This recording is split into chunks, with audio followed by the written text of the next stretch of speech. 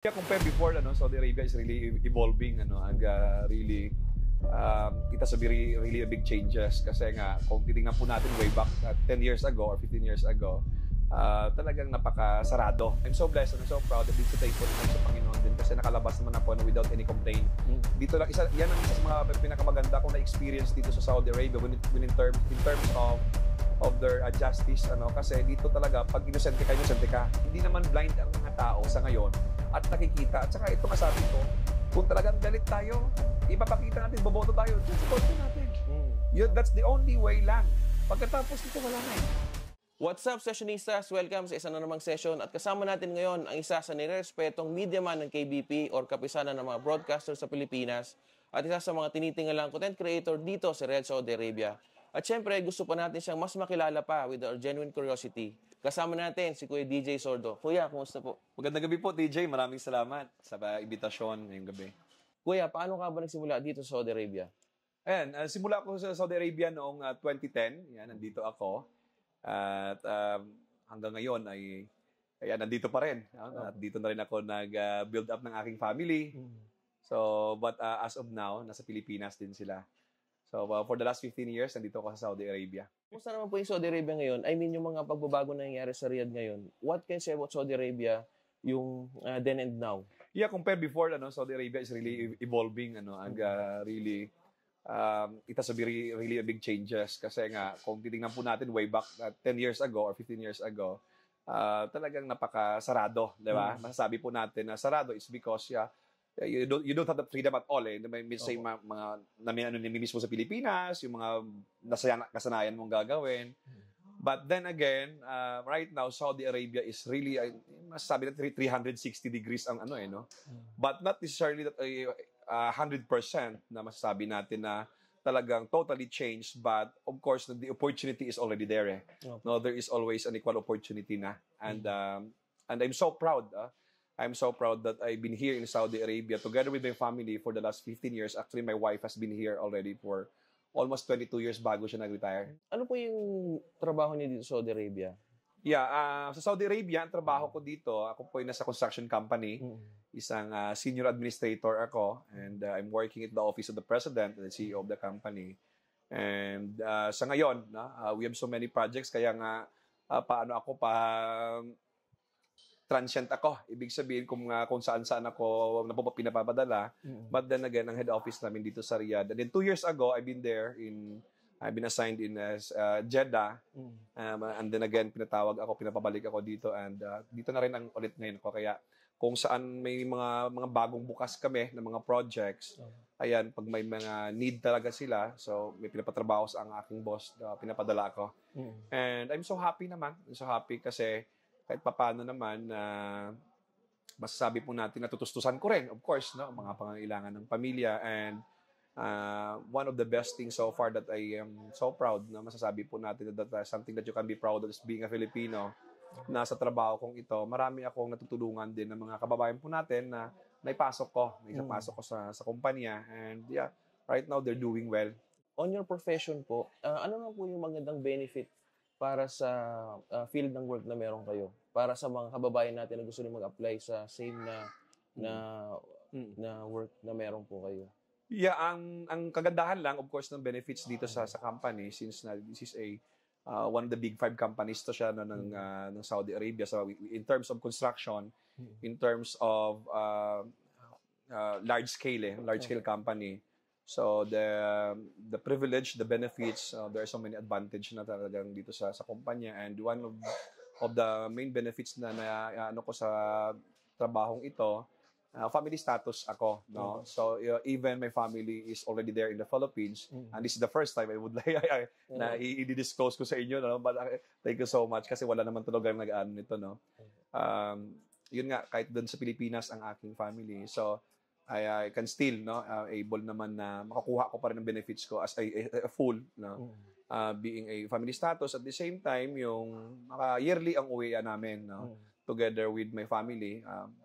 Of course, may benefits ako na plane ticket ko together with my wife, no? And ang sa ano ko, may mga insurances ng aking mga anak naman, cover naman ng company namin.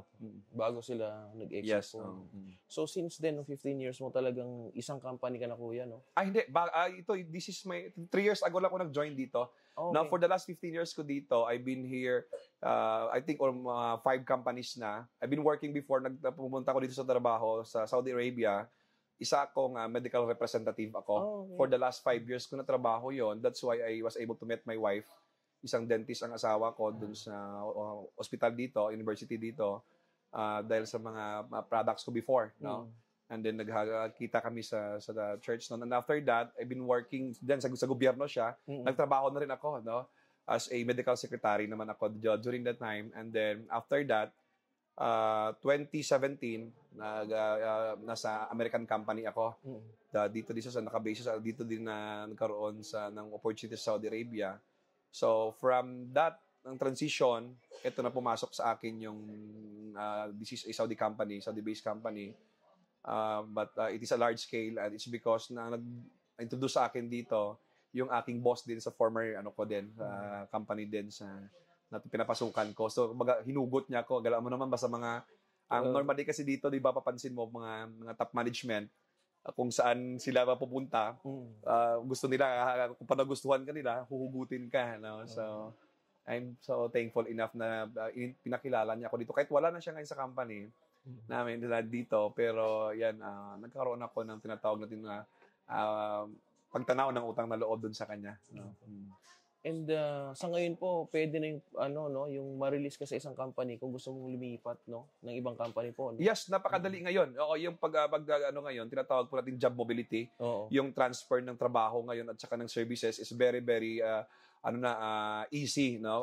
Unlike before na kailangan mo pang magpaalam, nakadepende pa sa employer mo. Pero ngayon kasi, it is already a mandatory while you are engaged in a so-called skilled workers or professionals ka. Mabilis kasi normally talaga ngayon ang KEWA natin, of course ang electronic natin, the government itself is really very strict with regards to the contract, yearly talaga. So kung nasa sayo kung magre-renew ka o hindi, then here comes a time na kung hindi naging healthy ang relationship between the employer and the employee, then you can file for a advance resignation or termination of contract. But prior to that, you need to submit naman. May mga proseso naman, and thank you kasi natanong mo yan kasi I've been working din sa ganung trabaho ko, sa day-to-day ko na trabaho, I've been talking also sa HR. So makikita ko yung paano ang flow ng proseso ng pag-transfer at saka ng paano mag-resign, ano bang mga benefits mo or terminations. Yeah. Buti nga ngayon, pwede na yung gano'n, kuya, no? Dati, kailangan mo talaga umuwi pag lilipat ka na ibang company, no? Oo, talagang exit ka muna. Ako naranasan ko way back 2016 TJ na nag-transfer ako sa wife ko sa government. Nag-exit talaga ako. Ang gandahan lang doon, bago ako umuwi, dala-dala ko yung visa ng government ng hospital na. Kaya pagbalik ko, parang it's just a matter of within 60 days na ako sa Pilipinas, nakabalik ako. Pero ngayon talaga, easy transfer na, smooth na yung transition. Hindi mo na kailangang umuwi.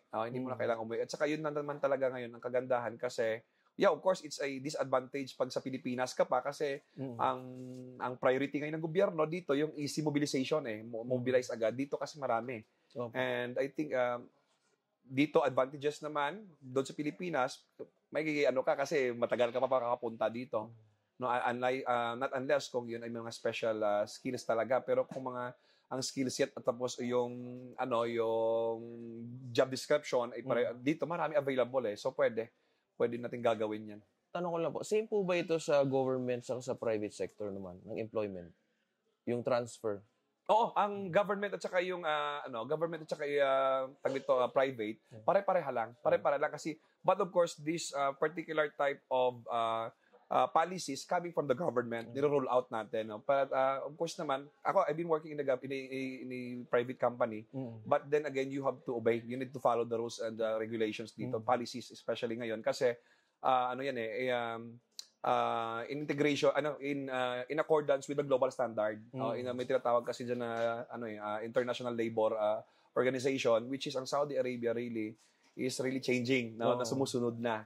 No, kaya sabi ko, I'm so proud naman. Not only lang sa mga skilled workers, Not only sa mga professionals, ganun din sa mga ano natin ngayon, sa mga domestic helpers or mga HSWs natin, marami ng changes. Kaya that's why sabi ko nga, maraming mga pagbabago na hindi lang basta-basta pala appreciate ng ating mga kababayan, pero hindi nila alam na papunta doon. Hindi naman agad ang transition, mabilis, agad.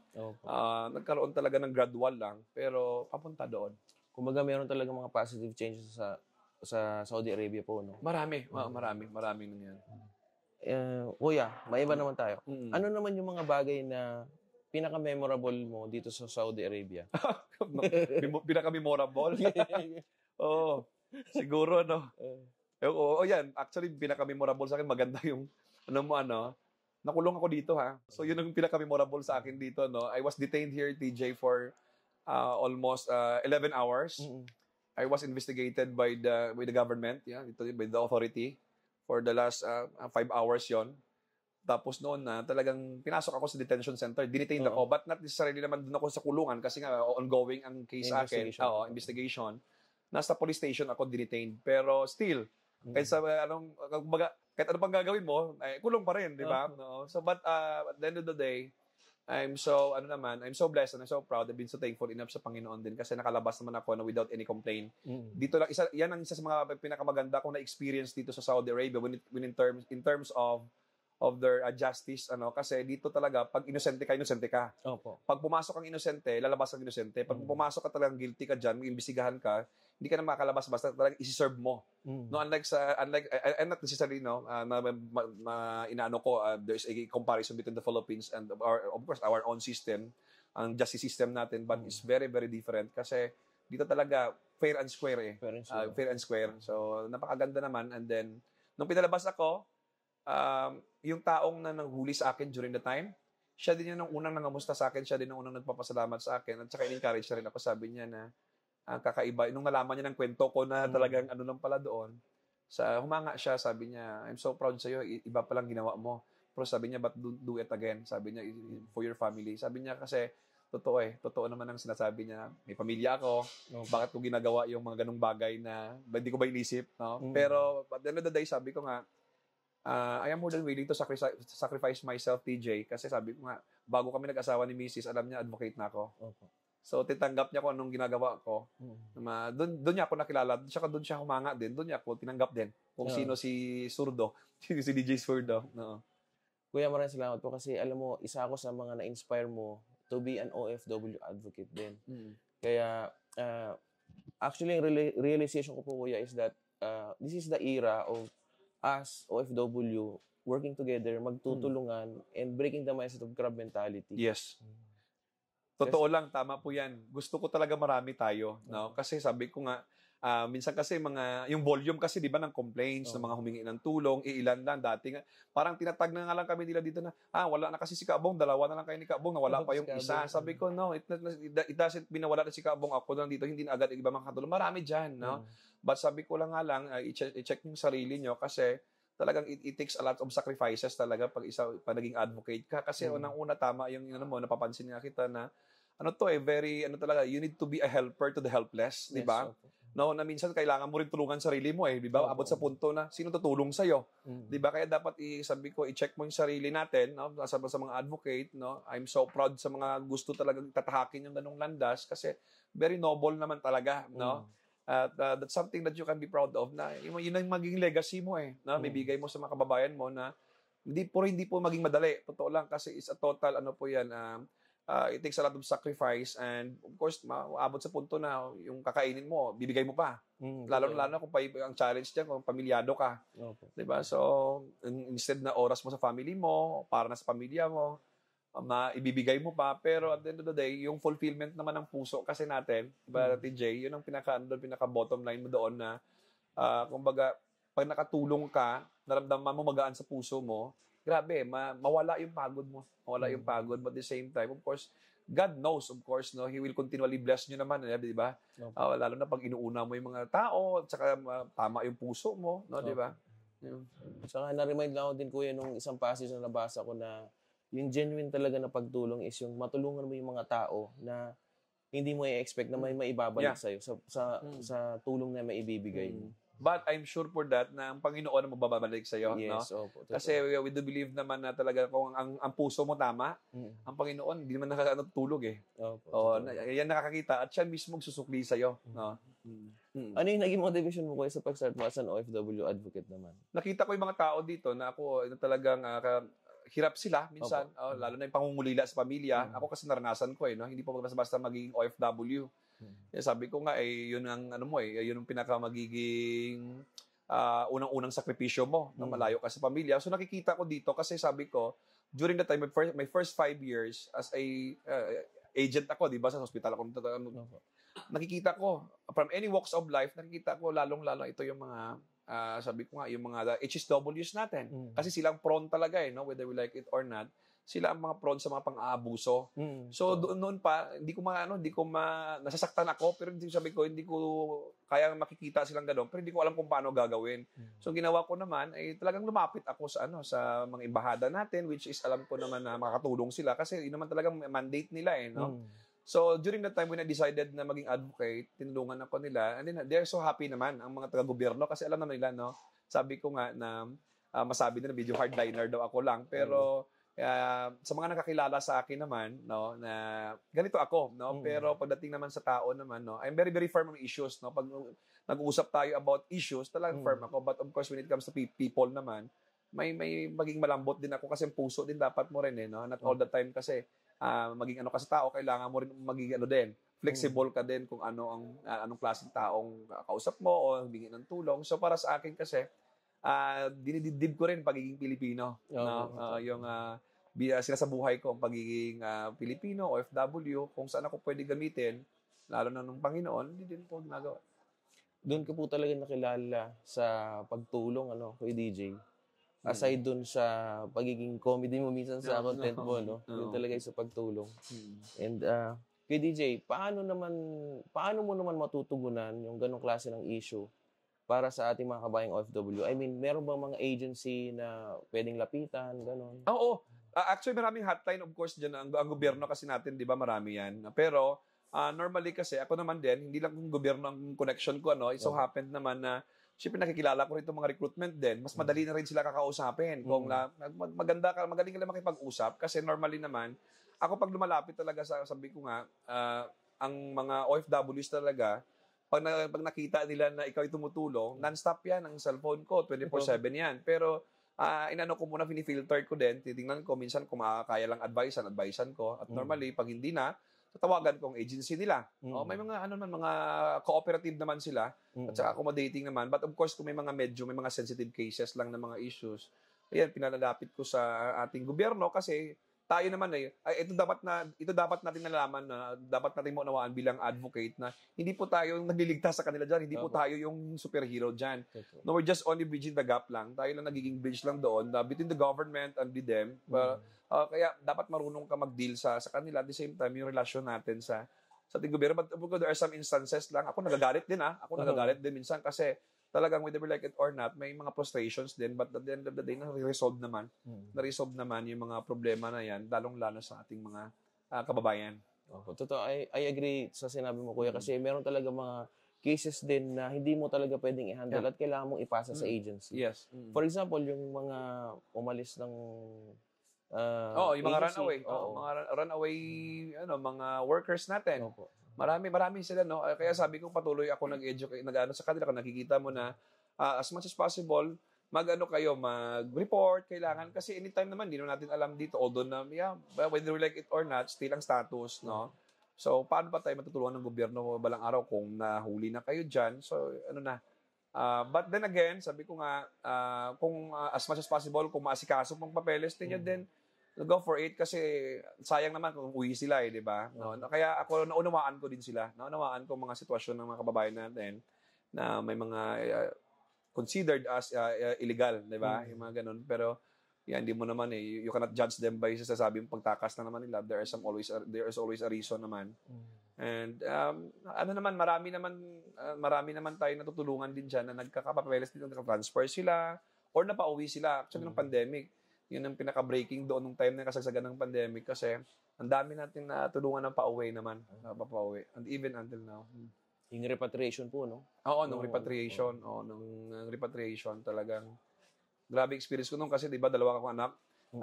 Kami lang dala ko pa yun sa embassy sa Polo diyan, pinapagalitan na ako ni Labat during that time.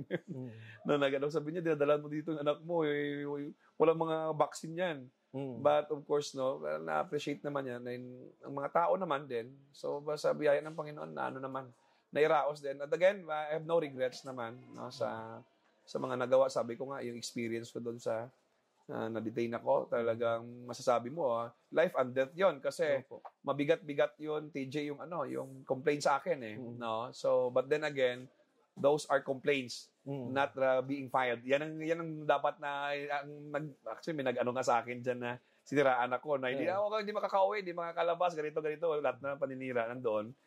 Dito pa sa Saudi Arabia, kung may kaso ka, hindi ka basta-basta talaga makapag-ano. Pero, so happened naman na wala yon kasi, nung nag-file din ako ng counter noon pinatawag doon ng complainant noon.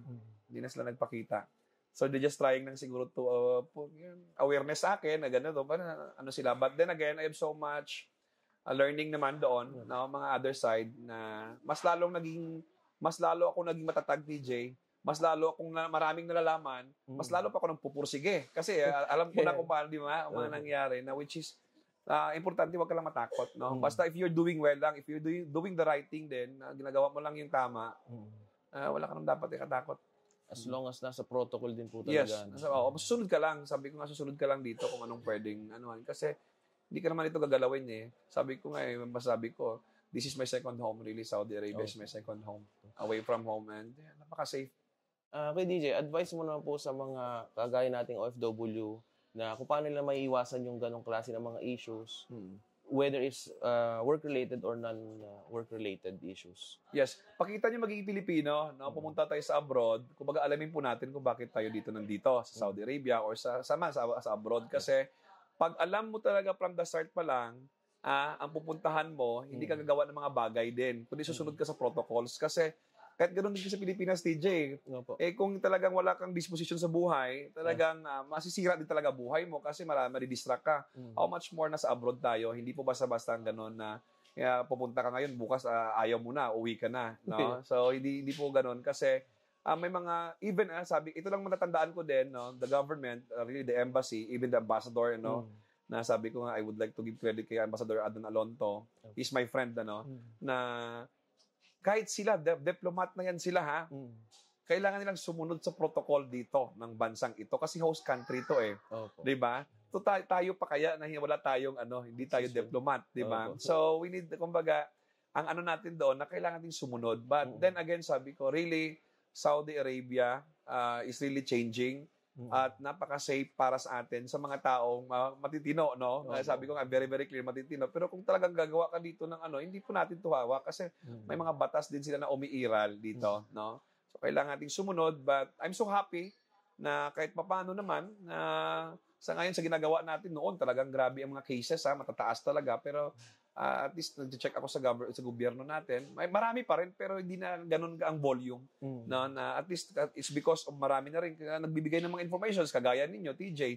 Nagbibigay kayo ng information dissemination, awareness sa mga kababayan natin which is talagang malaking tulong sa kanila, no? Malaking tulong. Even ito yung mga content creators, mga vloggers, ito mga grupo ko dito din sila Miriam, kung nakilala mo sila, si Aisha, sila yung mga dito, no, na mga family sila pero nagko-content sila, may mga sense ba na talagang very sensible enough. And sa lahat ng mga content creators, lalo ka na diyan, sabi ko, I'm so happy, no, na nagiging marami na tayo, no, kasi ganoon naman talaga dapat nagmo-multiply tayo. Sabi nga nila, lahat na daw ng tao ngayon content creator na. Kuya, sa tingin mo, ano yung naging purpose sa'yo ni Lord sa pagiging OFW advocate? Yan nga Actually, sabi ko, hindi ko binilibin, nandito ako sa Saudi Arabia. Kasi sabi, during that time, 15 years ago, sabi ang close-minded ng tao sa Pilipinas, pag sa dami-dami na pinupuntahan mo, bakit doon ka sa Saudi? Dyan.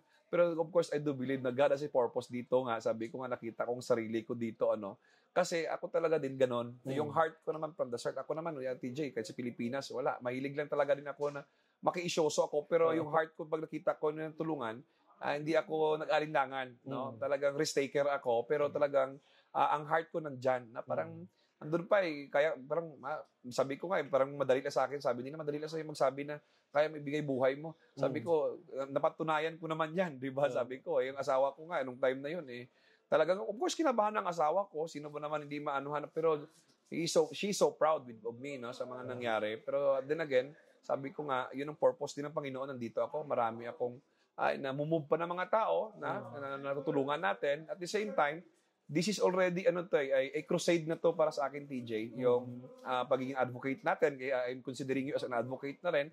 Na kasi hindi to ba hindi lang to para sa ating pansariling interest. Maraming tayo na move dito. Even if we are doing it online, hindi mo ba alam sa mga nag-uusap tayo, nagla-live ka dyan, nagpo-post ka dyan, there are some people or there are some any parts of the world na nakita yung video natin, nakikita na naunawaan nila. Minsan, alam mo, nung time na yun, maraming umiiyak sa akin. Ako, minsan, yung sa lowest part ko din, ng life ko din, sila, ito, pag nababasa ko yung mensahe nila sa WhatsApp, naiiyak ako na sabi nila, DJ, alam mo ba, nandito ako sa part ng Abha o mga Ras Al Khair, mga lugar na yung Hapar Albatin, na umiiyak ako, nakita ko yung video mo, nagkaroon ako ng pag-asa, nang nakita ko na, Sir DJ, mayroon palang kagaya mo na nakaano sa amin. So, grabe yung mga ganong bagay lang, simple, kahit malayo, hindi ka man nakikita ka lang nila, namumove mo sila dahil sa mga sinasabi mo. Kaya, ganon din ka-importante. Kaya kung pinsan may may kwela din kasi gusto ko din nila yung yung total life ko din ba, TJ, makita nila na hindi na ako sa harap ng camera seryoso. May other side din ako. Tao lang din ako, di ba? Minsan na misinterpret nila na din ako, pero gusto ko din yung other side ko. Makikita nyo rin naman. May pagkakwela din ako. Yung gusto ko rin din. Kumbaga parang jolly din. Oo, di ba? Hindi naman puro... Yung tinatawag ng self-belongingness ba? Na gusto ko rin ito ako. Wag mo tayo mag-usapan. Kung seryoso din ako. Pero kung mga ganito, din. Kumbaga, may way din ng pag-distress, pagtanggal ng stress. Kuya, kung i-describe mo si DJ Sordo in one word, ano yun? Makulit talaga ako. Sabi ni Miriam sa kanila. Sabi niya ako, talaga na ako. Makulit talaga niya ako kasi nanay ko sabi noon talaga. Pero, yun, siguro, yun ang way din. Yun ang way na, makulit ako na, makulit lang, pero hindi ako masyadong pasaway na iba yung literal na yung, lang din ako. Pero yung other side ko naman din, yan, kung seryosong pag-uusapan, seryoso din naman ako. Kuya, mensahe mo naman para sa Pilipinas ngayon. Yun, maganda. Sa Pilipinas ngayon, ito maganda ang itanong mo yan, kasi sabi ko nga, pagkakataon na lang din, gagamitin ko na lang ito yung mo sa akin, na ako po si DJ Sordo. Talagang sa mga hindi po nakakaalam, talagang every 3 years ko ito ginagawa since nag-abroad po ako, nagkakaroon ako ng special segment nito about politika talaga. No? Talagang ako in-exercise ko lang ang aking karapatan na bumoto bilang mamayang Pilipino. Of course, ako naman ay isang responsabling OFW naman ako, na pipili ako ng aking kandidato sa tingin ko na makakatulong sa ating bansa. So sa ngayon, maraming problema ang ating bansa talaga. Whether we like it or not, marami naman talaga, no? Pero ako, hindi ko ibig sabihin na ako ay nagsasabi ganito, gagamitin kong akong followers, sabi mo nga, na para hikayatin ko sila. Nandoon na, pero nasa sa kanila pa rin. Ang gusto ko lang ipinpoint sa kanila na kailangan nyong lumabas at bumoto kasi kung hindi kayo bumoto po dyan, para na rin ipinagkait nyo sa pamilya natin at kinabukasan ng ating mga anak ang inyong exercise dito na malaya kayo makapaglagay o makapagpili ng mga kandidato. No? So, but of course, di mo maiwasan, TJ, away No, marami akong bashers, papansin mo naman. Pero ako, minsan, hindi ko sila pinapatulan talaga, ako pinapersonal. Pumapatol ako, base lang din sa conversation lang. Kasi sabi ko naman, para sa akin, hindi naman ako nakilala personal, TJ. Hindi naman ako nakikita nila Kaya, free sila. Sabi ko, we are living on a free country. We have the right we have the right for a free speech. Ako naniniwala po dyan. Yung freedom of expression is very talagang fundamental natin. Kasi totoo lang, kung lahat po tayo magtitikom ang bibig at saka hindi tayo magsasalita, there's no government at all. Kasi mangyari yan, tyranny tayo. Di ba? We are living in a democratic country. Okay. So the government lies on the people. Dapat sa atin yon. So dapat, di ba, sabi ko na kaya napapansin mo, minsan palagi kong nakakalungkot ako kasi palagi pinangalandakan. Sabi ko nga, I would like to use this interview to transmit my message, to convey my message, Nadidismaya ako sa mga senador natin. Ano nila, bukang bibig nila, TJ, na we have a very good laws. Our Constitution, it's a copycat almost 100% with the US. Parang ganon kasi, di ba? Ganon. Pero tingnan mo, ang US, they have the absolute freedom of expression. At naging part na yun nila, kita mo, nation building nila. Dapat ganun tayo kasi kung walang tayong check and balance, TJ, kita mo naman ang nangyari ngayon. But then again, hindi ako name-personal. No? Marami lang nagpe-personal sa akin. No? Pero ako hindi ako name-personal. Pagkatapos dito, kung tandaan mo, after ng May 12 nito, babalik ako sa aking ginagawa na normal. Tapos po yan, hihingi ako ng pauman, dispensa sa mga nasaktan ko. Kung natalo man ang kandidato ko, tatanggapin ko. Kung nanalo man ang kandidato ko, ano ko sila, patuloy ko silang susuportahan kasi para sa akin, naniniwala ako sa kakayahan nila. Kasi bakit? Whether we like it or not, syempre tayo po FW. Naging part po tayo ng nation building. Naging kabahagi po tayo sa ekonomiya ng bansa. At lalong-lalo na kung wala namang citizenship dito sa Saudi Arabia. Uuwi at uuwi pa rin tayo sa Pilipinas. Naranasan natin dito sa Saudi Arabia yung kahit papaano man lang, di ba? Hindi man sabihin natin na talagang bed of roses. Pero yung compared ang buhay natin sa Pilipinas, di ba?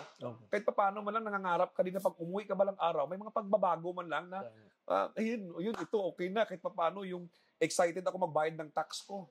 Nakikita ko yung serbisyo.